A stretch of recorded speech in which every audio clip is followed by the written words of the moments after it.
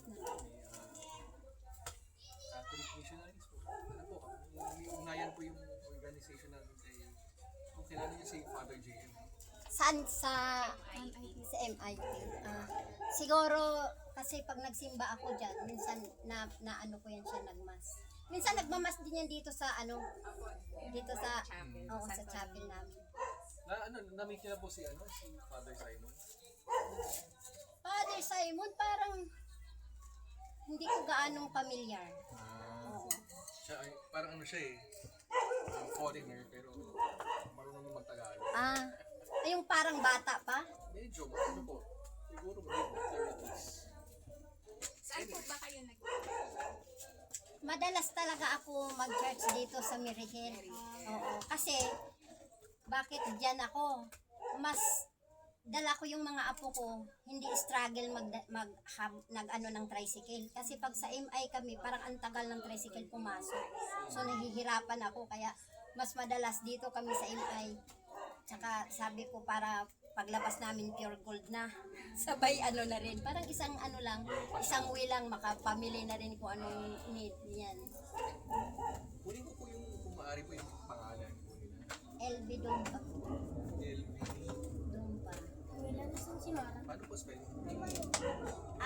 DUNCE. Bigit na lang.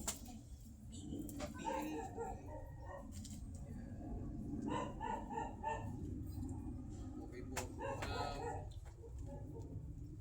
Sige po, may konting survey pero mamaya na po yun. Ano po, kamustahin lang namin kayo.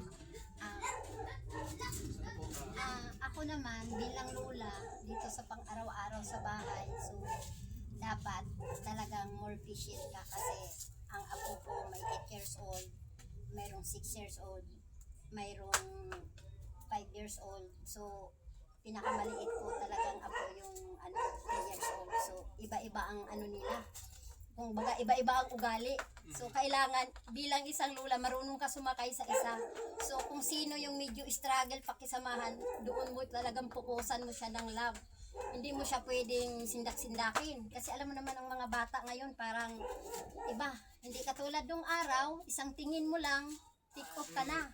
Ngayon, ang mga bata, hindi. Katulad dito, kung kailan ka ba'y kausap, saka yung sila, yung nagpapakita din ng ika nga gila. So, lagi kong inaano sa kanila, ina-advise pag minsan, pag kami lang, wala yung mga magulang nila. So, kami lang mag-open forum kami. Parang yung ini-explain ko din sa kanila yung about sa God, matatakot kayo sa God, kasi si God yung laging sentro sa buhay natin. Ang lahat nagagawa ni God, wala tayong magagawa.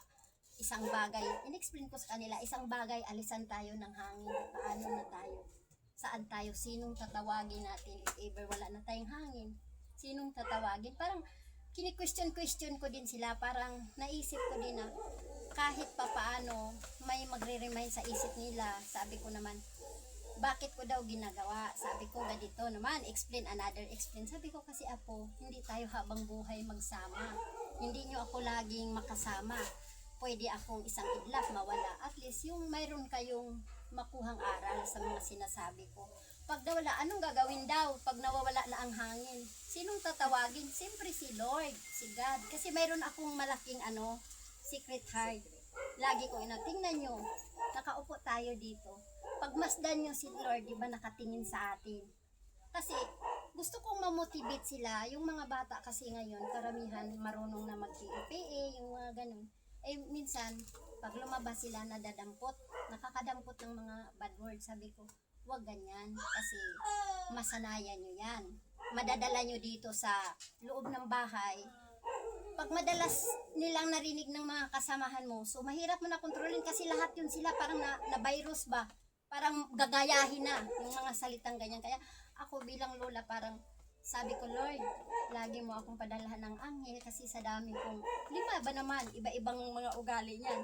Kaya ang ginagawa ko, talagang lagi kong kinukumport kung sino yung malikot, sino yung mayroon talagang sa 5. Hindi lahat yan pare-pareho ang ugali. Sa remote pa lang nag-aagawan na yan. Yung isa ibang palabas, yung isa. So ang gagawin ko, para hindi mag-away-away, para maiwas ang away, yung isa itago ko sa kwarto o may tablet pero 30 minutes lang. Para yung maano lang ba yung mailigaw ko lang yung kasi pag, dahil lang sa remote talagang agawan sila eh. Parang 'di ba?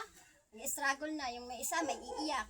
I-comfort mo yung isa naman nagagalit. Kaya minsan sabi ko, Lord, ikaw talaga ang nangunguna dito sa pamamahay ko. Ikaw talaga, Lord, magbibigay sa akin ng lakas kasi sabi ko nga sa kanila, pag bibigyan niyo ako ng galit, stress, baka ako una mamamatay, mas kawawa kayo. Sabi ko, kawawa ang mga magulang nyo dahil hindi makapaghanap buhay dahil walang mag-alaga sa inyo. Wala naman tayong pangbayad ng mga yaya-yaya nyo. At least ako, na-comfort ko kayo dito lang sa loob ng bahay.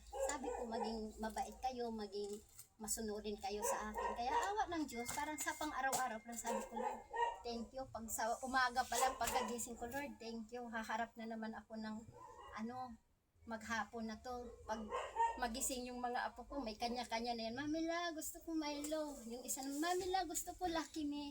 So, sabi ko, dapat isa lang ang magkaisa tayo. Sabi ko, minsan dami nilang paliwanag sa akin. Sana, bakit Mamila, hindi ba pwedeng iba-iba kami? Hindi. Kung gusto mo Lucky Me, lahat kayo mag-Lucky Me. Oh, may itlog. Kasi parang hindi yung isa mag-ulam ng Milo. Kasi iba-iba nga gusto. So, lagi ko talaga, sabi ko, paano ko kaya, Lord? Sabi ko, ikaw talaga, Lord, isintro mo talaga ako. Minsan talaga, sabi ko, Lord, padalhan mo talaga ako ng maraming anghel. Kasi sa 5 nga. Pero awa naman ng Diyos. Kasi sabi ko, pag nananalig ka sa Diyos, hindi ka pabayaan sa buong maghapon. Parang na-survive mo, na masaya, na walang struggle. Yung ganyan ba? Ganyan ang na-experience ko. Kasi mula nung, mula sa apo kong panganay, 8 years old na siya, ako talaga yung nag-hands-on. Hanggang nadagdaga na mga anak na yung iba taga Quezon City, ma, iiwan ko dyan ma, kasi mag-aaral, walang sige. Kaya naging 5 sila. Kaya sabi ko naman, ngayon, minsan may mga kapitbahay ako, paano mo yan sis na-handle yung 5 mo ako, ang lilipot niyan. Sabi ko, normal naman yan sa bata, malikot. Magtaka ka yung bata na nakaupo lang. Mga ganun, sabi ko, ganun. Magtaka ka. Pero yung ganyang kalikutan, sabi ko, normal lang yan sa age nila. Yun talaga ang kaya sabi ko, magiging patient lang talaga. Yun ang yun ang ma-share ko. Sa maghapon, ito lang man yung gagawin ko. Kaya pag yung kami-kami lang, lagi ko lang, minsan binubulungan ko na, mabait ka ha, tapos ayan, si Lord sa'yo, kasi lalo ito ang pinakaingatan ko kasi may sakit sa puso. Pag nagagalit, pag nasubrahan siya ng iyak, may tendency na parang ang tagal ba niya makahinga ng yung normal.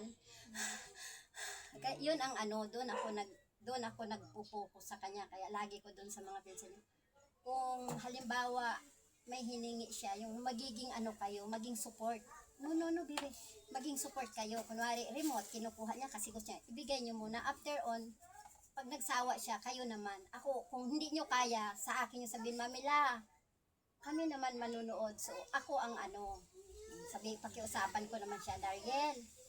Tapos ka na, naka 30 minutes ka, bigay mo naman ate at kuya para sila naman manood.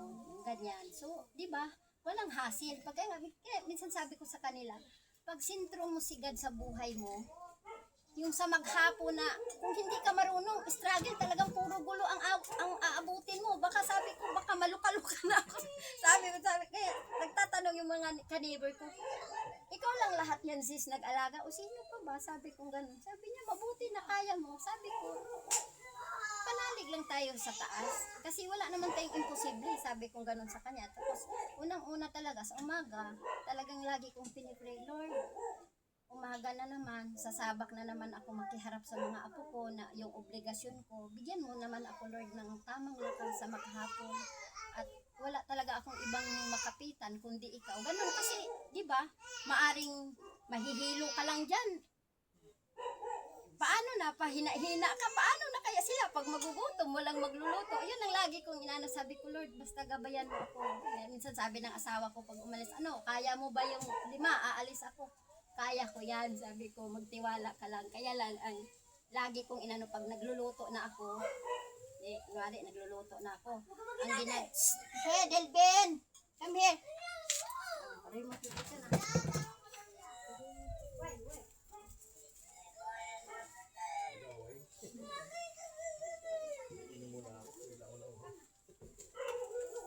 Dito tayo.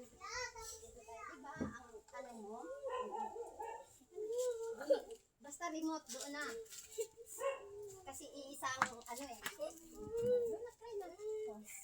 May ano kami, Ito. Oh, may prize ka pala, oh. Kasi thank you. Doon na, try na. Tapos, doon na, try na, doon na, try na. Kaya ito yung kung parang yung pagsubok maghapon kung kulang ka. Bakit po? Doon na, try na. Doon na, try na. Doon na, try. Okay, medyo. Oh, look, oh, may ano sila, oh, may fries sila, oh. Basta good girl, oh. Thank you, ma. Give na. Stop na. Opo.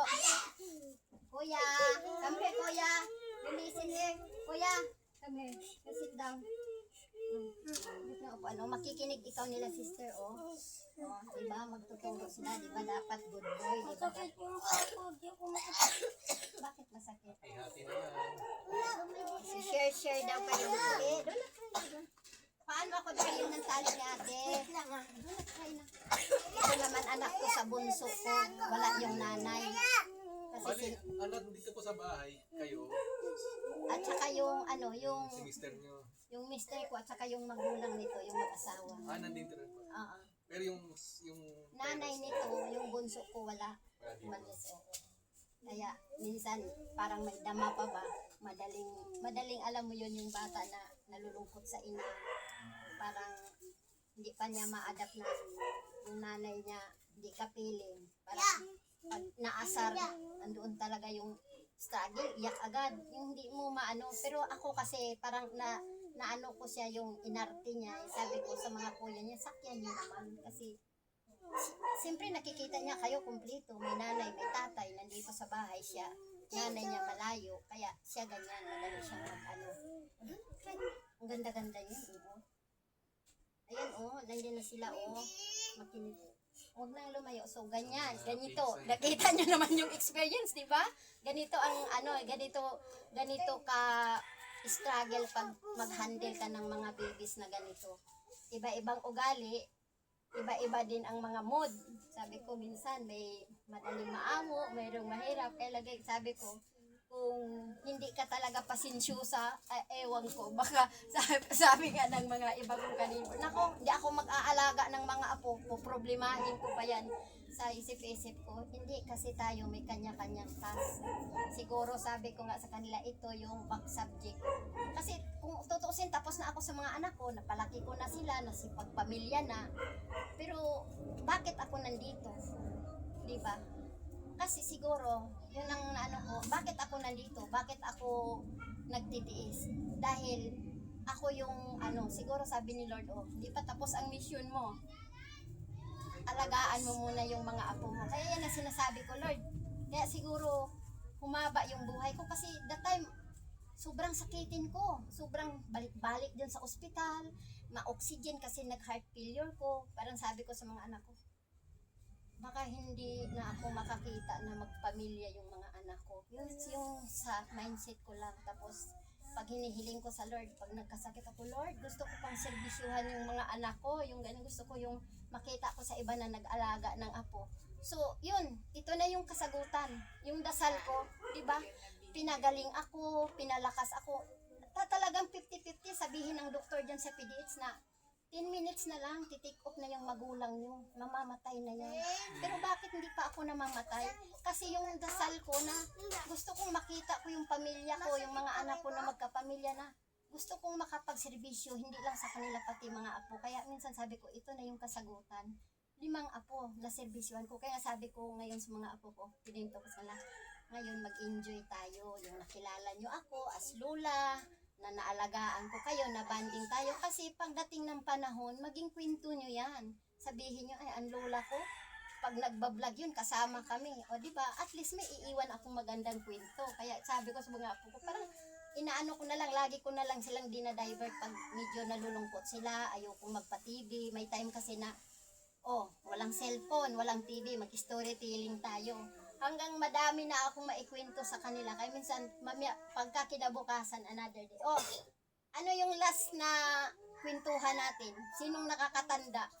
Mayroon talagang isa doon. Mami, natandaan ko pa yung sinabi mo nung isang araw, yung mga ganyan kininto ko, kaya nasabi ko na, so, mayroon talagang na motivate sa kwento ko. Kasi may nakarelate na eh, na ano nila agad na, natandaan ko nga, sinabi mo, ganyan ang kininto mo nung araw. Kaya sabi ko, okay to. Kaya sa palaki sila ng palaki, dapat na-motivate din sila. Kaya sabi ko nga sa kanila, magsimula dito sa bahay yung magandang asal, magandang ugali. Kasi, kung hindi natin simulan dito sa loob ng bahay, paglabas nyo, wala kayong madadalang magandang ugali. Pag doon sa labas na kayo, ibang tao na naman ang makasalamuhan nyo. Hindi na ako, hindi na yung magulang nyo. So, although, pag sa eskwelahan, marami na kayong mga friend, marami na kayong ka-schoolmate. So, iba naman yung adjustment nyo. Kaya sabi ko, ganyan makasama. More patient, magpakumbaba lang talaga. Yun ang inaano ko sa kanila. Magpakumbaba kasi the best ang taong magpakumbaba. Kung may narinig kayo na sabi niya, Mamila, yung lalo yung panganay ko, bibo-bibo kasi yun. Mamila, binubuli na naman ako. Ano naman binubuli? Pangit daw ako. Sabi ko, ikaw ba alam mo, normal lang yan ako. Alam mo naman sa sarili mo na hindi ka pangit. Bayaan mo lang, tawanan mo lang. Sabi ko, kung binubuli ka, hindi yung gaganti ka kasi magiging away. Kaya yun ang gusto kong mamotivate sa kanila na magiging patient lagi. Yun, kaya sabi ko dito pa lang sa bahay, na hindi ako namamalo. Pero nangangagat ako ng tainga. Sabi ko, pag sobrang gigil na ako, hindi naman yung super kagat. Sabi ko, pag nagigigil ako, hindi ako mahilig yung namamalo, hindi ako mahilig yung dadakan ko sila kasi iba na ngayon eh. Basta pag, Mamila, ba't ganyan? Galit ako, mamaya mag-usap tayo. Pag yung kami na lang, yung patulog na sila, saka ko sila i-comfort. Alam mo ba ako nagagalit kasi hindi ko gusto yung ginagawa mo. Yung mga ganito, dapat makinig ka sa akin kasi kung hindi ka makinig sa akin, kung nandoon ka sa labas, hindi ka rin mapagsabihan, wala ka nang pinapakinggan kasi wala kang kinatakutan eh. Saka na siyang, opo, nakakaintindi na. Kaya sabi ko, dito sa mundong ibabaw na to, sa panahon ngayon, ang bata dapat talaga natin, i-motivate na talaga natin yung unang-una yung sa religion. Kaya ito, gusto ko sa apo ko, sabi ko nga, pag laki-laki mo na, siguro pwede ka nang sasali-sali sa simbahan yung mga mag-trini-trini ng Christian, tapos yung kami kasi din, ngayon nga lang natigil kasi sobrang busy ko talaga. Every night nagro-rosary kami. Yung panganay ko na apo, gusto ko yung siya na maglilid. Oo. So ako na lang ang sasagot pero may guide, may basa. Sabi niya, bakit kailangan daw? Sabi ko, alam mo apo, sa buong magdamag na itinulog natin, bliss tayo kung nagising pa tayo ng umaga. Sabi ko, kaya hindi man natin alam. So at least, gabi pa lang, nakapasalamat na tayo, and then pagkagising, hindi ka man mag-rosary, pero unang-unang mag-thank you ka talaga sa taas kasi nagising tayo. Sabi ko, yan ang ito yung ito yung tinuturuan ko talaga na ma-motivate sa pagdadasal, yung patient kasi nandyan pa itong age na 8 years old, nandoon na yung nag-i-explore na yan. Nag-i-explore na yan ng mga galawan, mga niya. No, baby, no, stop. Ako lang dyan. Mga yung hands mo. Pasok ka doon kung wala kang upuan. So, ito yung lagi kong kaya sabi ko, sometimes, hindi mo pa maintindihan, pero unti-unti gusto ko talagang ma-develop, ma-push yung anong gusto mo sa buhay. Hindi yung desisyon mo ang masusunod. Dapat sumunod ka sa mga magulang mo, hindi yung ayoko din yung barkada-barkada, yung labas doon, labas-pasok. Ito ayaw. Sabi ko, bakit daw yung ibang mga bata, hey, come here, mainit ha, mainit. It's hot kuya. Eh sabi ko, yung mga bata dyan, nag-roller skate sila tanghaling tapat. Iba yun, may batas sila. Ako, iba yung batas ko dito. Mag-roller skate ka, 5:30 to 6:30. Napakahaba, 1 oras na yan, sabi ko. Sumusunod naman. So, ibig sabihin, di ba, nakaintindi. Kasi kung ibang bata yan, hindi yan susunod. Talaga yan, mag-wild din dyan kung ano gusto. So, hindi pwede. Susunod tayo kasi yun ang natin eh. Kanya-kanya tayo. Sa bahay pa lang, may disiplina tayo. Sila, wag mo silang intindihin din. Hindi natin alam kung ano ding disiplina ng kanilang mga magulang. Kaya, ito yung ano ko. Ito yung mission ko siguro dito sa mundong ito na nag-aalaga ng ano. So kayo naman mag-share. Ang dami ko na atang sinishare. Ano po, isa pa pong siguro yung nakwento niyo po yung nagkasakit kayo, di ba yung halos mamatay, pero somehow, dyan pa rin. Wala pala me. Ano po nakatanggap kayo ng biyaya, parang pag-ibig ng Panginoon. Opo. Na mukhang talagang ang balak niya, ikalat niya pa yung pag-ibig na natanggap ko.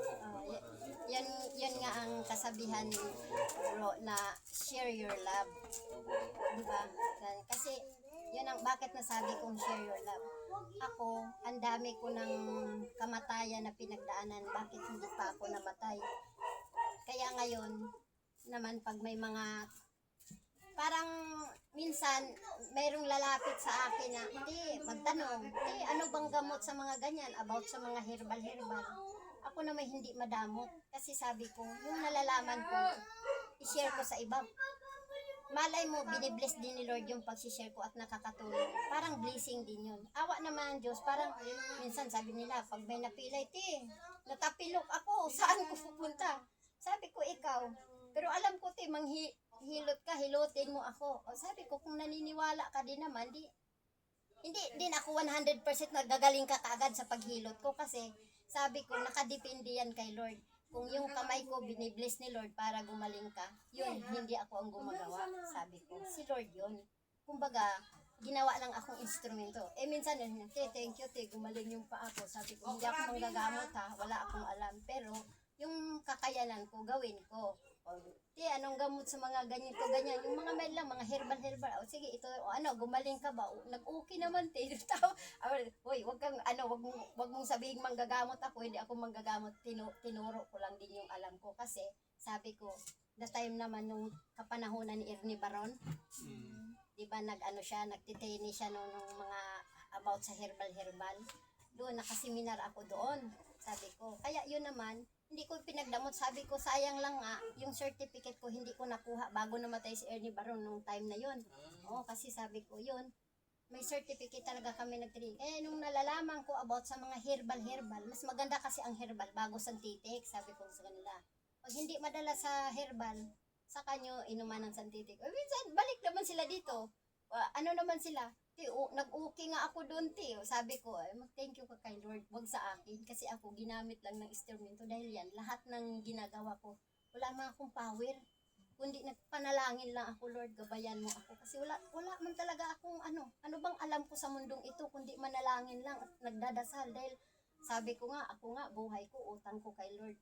Dahil kung hindi niya ako binuhay ng 4 na pagkakataon, na mayroon na yung damputin nila ako na wala na daw akong buhay, itakbo sa ospital, naabot pa ng oxygen, nabubuhay pa.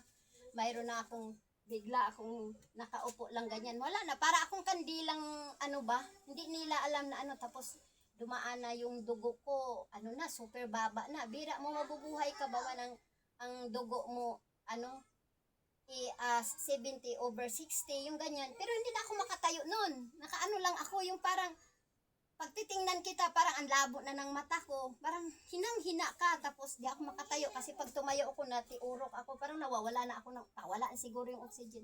Sabi ko lang, pag nag-upo, sabi ng asawa ko, ano bang lunas? Sabi ko, ano bang sabi ng doktor? Ang baba daw ng dugo mo. Dapat kailangan. Ayokong magpasalin. Sabi ko.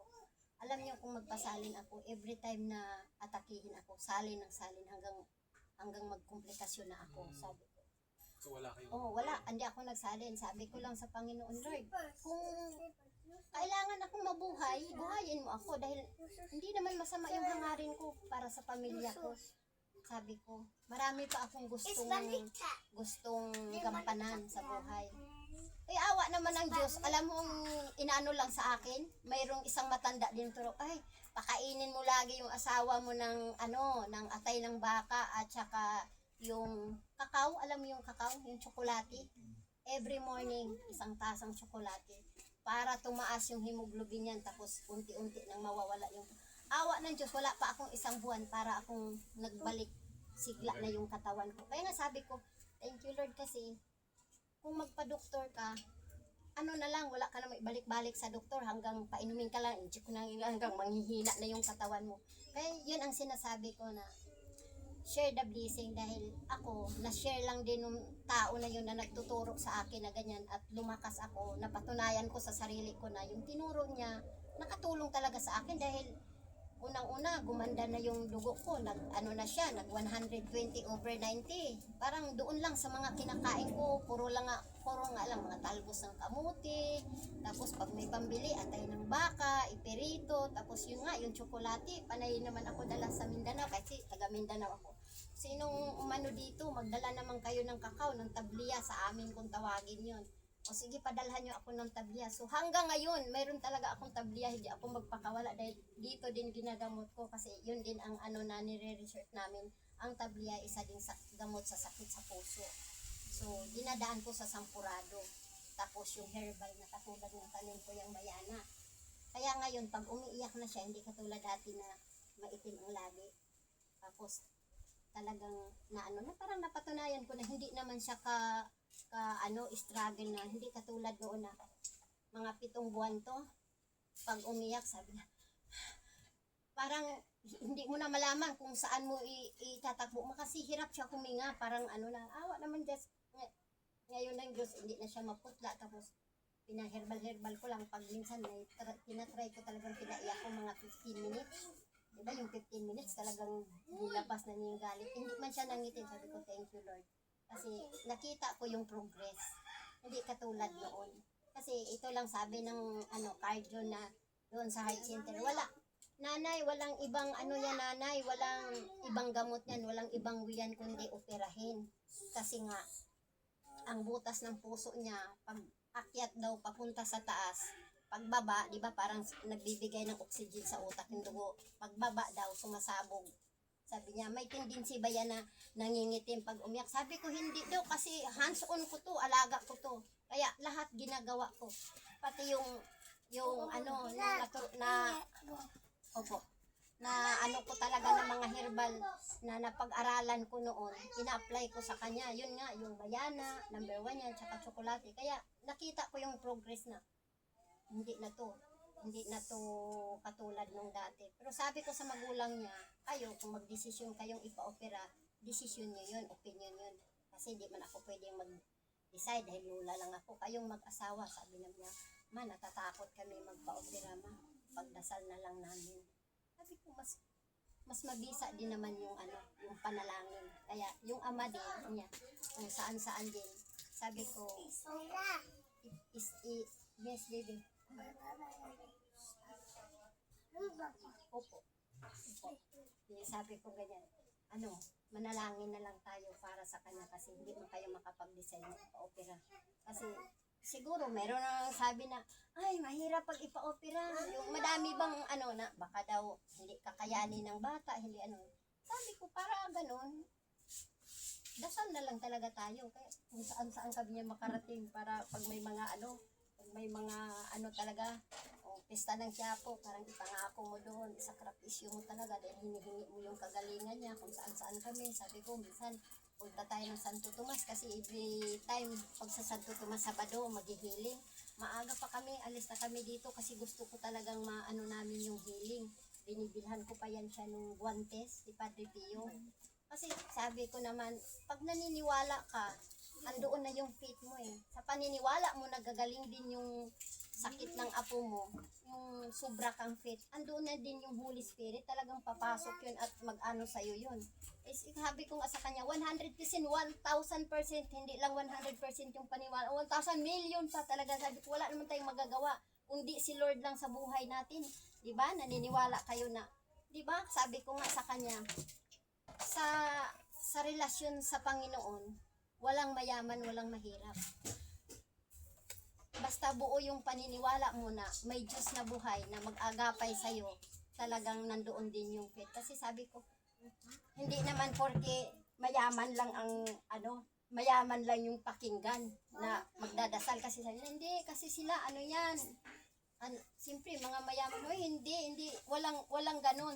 Ako sa paniwala ko, mahirap ka, mayaman ka, basta yung presentment mo na nandoon kay Lord. Alam ni Lord yan. Kasi sabi ko nga, yan ang sinabi ko sa mga apo ko, huwag magsinungaling. Kasi lahat ng hibla ng buhok natin, nabibilang ni Lord yan. Paano daw?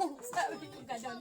Sabi ko, hindi ko din ma-explain sa'yo, pero alam ni Lord, lahat ng ginagawa mo, alam yan ni Lord. Alam din ni Lord kung anong decide ng puso mo. Hindi yung mabait ka lang sa iba, pero sa kapwa. Sabi ko, pantay, fair.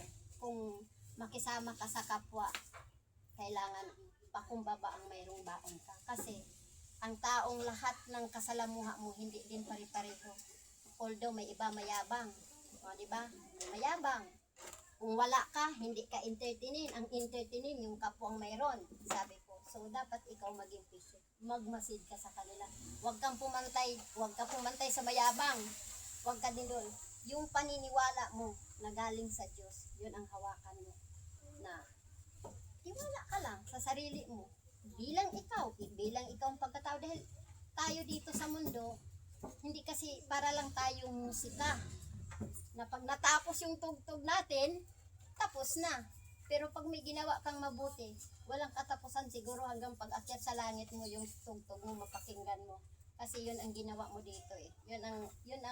Yun lang ang na-experience ko sa sarili ko, sa dami ko. Kasi 59 years old na ako, ang dami kong struggle talaga po, brother, na pagdaanan. Pero pag yung lumaban ka ng patas, nananalangin ka, parang lahat ng struggle na yun na pinagdaanan mo, parang baliwala, para ka lang na naginip. Parang stop na yun, hindi yung, kaya nga bisan, pag ate, magdaing-daing, yung problema, huwag mong tambayan, daanan mo lang, manalangin ka, sabi ko. Ay, minsan, hindi mo naman talaga maiwasan sa magkukumari, mayroong lalapit sa'yo mag-share ng problema, ganyan. Hindi ako makakatulong. Pero yung sasabihin ko sa'yo, bakit? No kuya, no. No kuya. Bad yan ha, baka matulis to, bibe. Mami Lai! Matulis! Mami Lai! Oh, sige, inside lang kayo kay ha. Dali na. Doon. Wag mo muna ate, wag mo na. Yun ang ano natin, yun ang nasasabi ko talaga sa sarili ko na wag mong isipin yung kung ano ka, basta ang isipin mo yung buo yung pananampalataya mo sa Diyos. Yun lang. Yun ang Ganda po ng narinig ng story. Actually napahaba. nga po, pag umiikot kami, gusto ko namin yung magbibigay pag-asa, maka-inspire ng tao. Pero sa lagay niyo po, kami po ang... Paglagay. No, baby, ako lang. So, No. anyway, meron po kaming survey, pwede lang po makasagot. Ah, sige. Ano po, sa mga bata po pumapasok na po sa School? Oo, pumapasok na. Ang hindi pumapasok sa akin, hey, Darian! Ha, come here! si Bunso. Yung bunso, yung 3 years old. Tapos po, meron po bang kailangan pang binyagan o binyagan? Wala, binyag na po lahat. Okay. Kasi naghahanap kami ng mga pwedeng binyan para matulungan. Oo. Pero mukhang natapong na kami. Okay. Ano na lang po, kailangan communion, hindi paano mabata pa. Hindi pa. Siguro pag mga 10 years old, mga grade 6, ganyan ata ano sila, communion. Ganito po, tatapos na po kami dahil yata gusto po namin kadasal po. Okay po, sige po. Pwede po pag-isal namin kayo. Okay po. Pag-isal niyo rin po kami. Ay, opo. So, siguro tayo na. Sige. Ano na naman. Maraming salamat po na pinikilala niyo sa amin. Si Palagi po siya ng inspirasyon. Pagpalain niyo po siya sa kanyang buhay at sa kanyang pag-aalaga sa kanyang gabayan niyo po siya at sa kanyang mga anak para po ay yung mga kanyang mga apo ay lumaki ng mapuputing Kristiyano. Ama namin, sumasalamat ka sa mga sa aming dito sa lupa para lang sa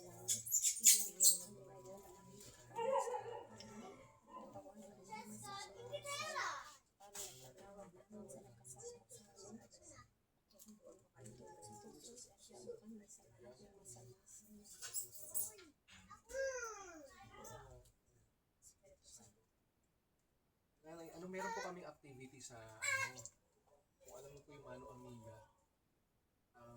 sa Sabado po, merong lunch. Tanghalian po. Pero po, ang mabibigay lang po namin dalawa lang po. Isa pong adult at saka isang bata. Ah, Opo, kung imbitado po kayo, bibigyan po namin kayo ng dalawang stub po.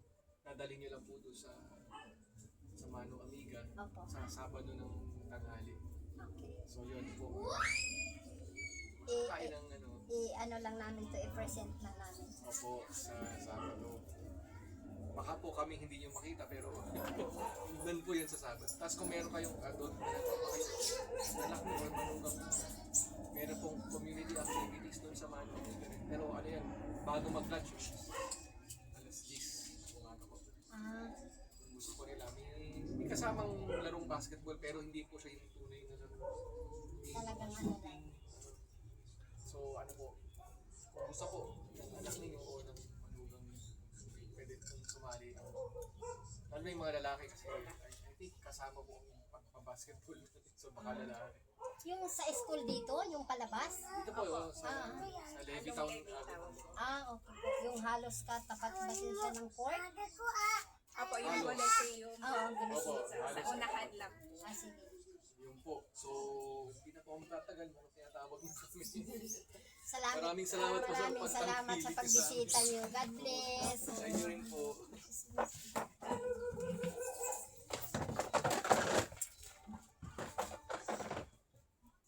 Puno po. Ako nabigay. Nandito po. Thank you so much. Ingat po kayo. Sige tayo, mag-ingat dito.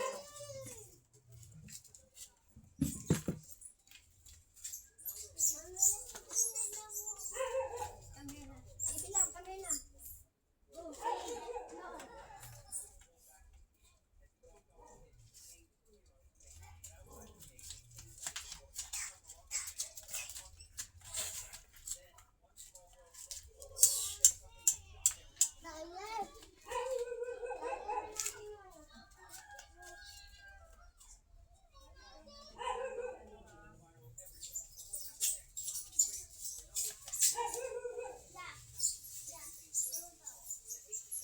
Ben, mayroon dyan, Ben, yung ano, Ben, yung 1.5.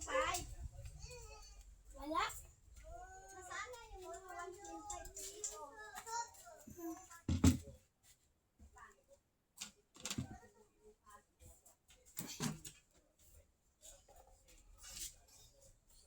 Alis dyan, Ben, alis. May hinahanap ako. Hanapan mo ako doon sa loob, baka mayroong 1.5 na wala yung 1.5 na tinabi ko. Wala? Wala? Hanapin mo nga. Kailangan eh.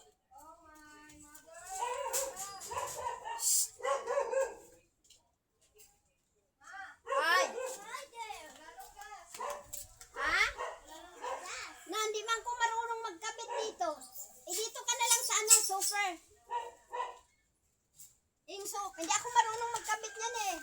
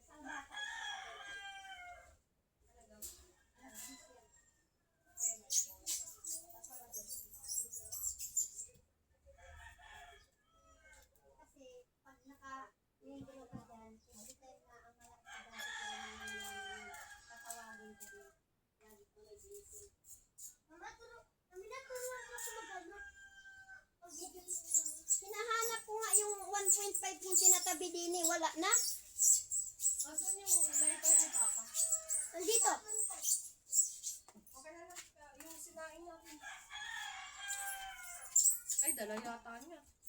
Hindi, tinapon ko. Ah. Bakit mo tinapon? Pasok. Naghanap ako ng lagyanan ko. Meron ako yung 1.5 yung nakaraan, di ba? Dito. Tinatabi-tabi ko nga din eh. 3 yun. Wala na.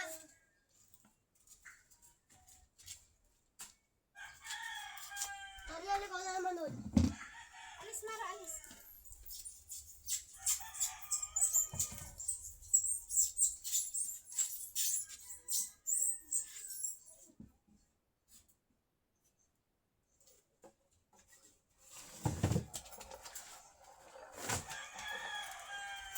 Alis ba? Alis. Hanapan mo ako ng buti na 1.5 doon. Sige. Hanapan mo ako. Hindi ko alam eh. Ayaw mo kung ano din. Ayaw mo. Ayaw mo.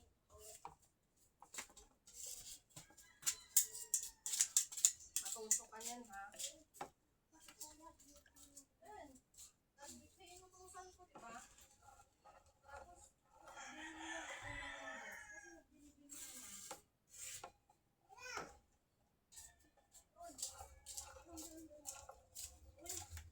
Wala tuloy akong malagyan. Teka, hanap tayo ng ano. Ang dami kong tinabi. Mali pala yung tabi ko. Nawala.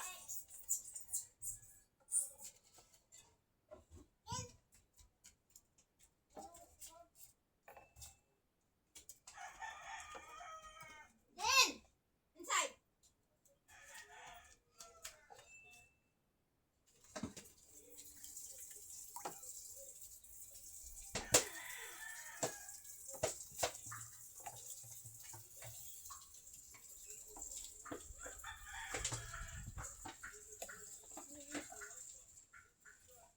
Ben!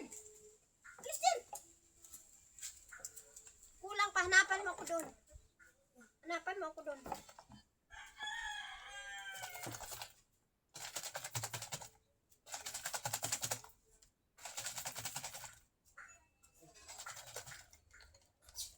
Hanapan mo kung dito. Buti. Oo. Huwag mo sinishake. Hugasan. Ito ba yung ibig mong sabihin? Oo, yan pa. Yan pa. Ito lang. Ito lang pa. Saka ito! Saan?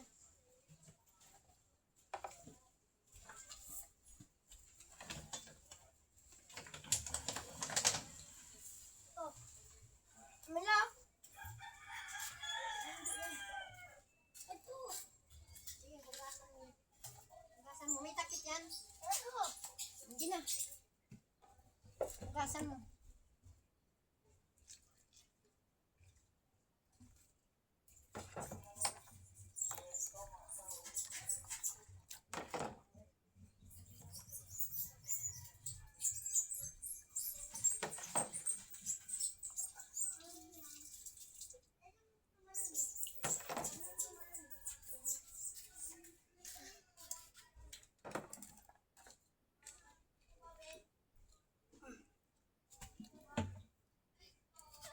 Okay na. Saan yung takip? Saan? Shake ko muna. Sige. Doon. Dami yan. Ilagay mo sa ano.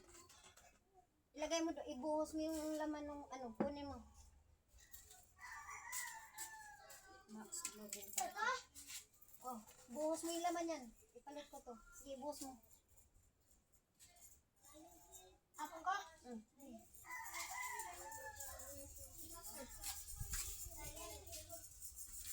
Panlawan mo doon.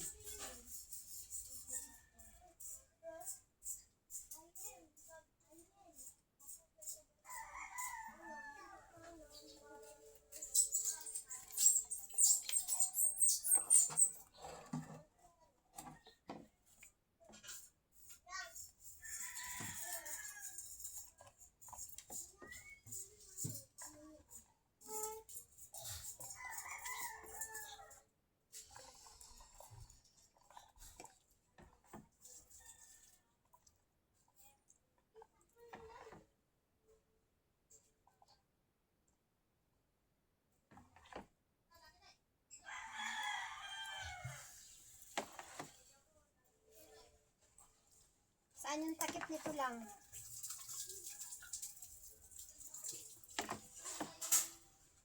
Ito. Tago mo lang yung ano yun. Tago mo lang yung kasi yan ang pala. Takpan mo yan at itabi mo. Kasi kailangan natin.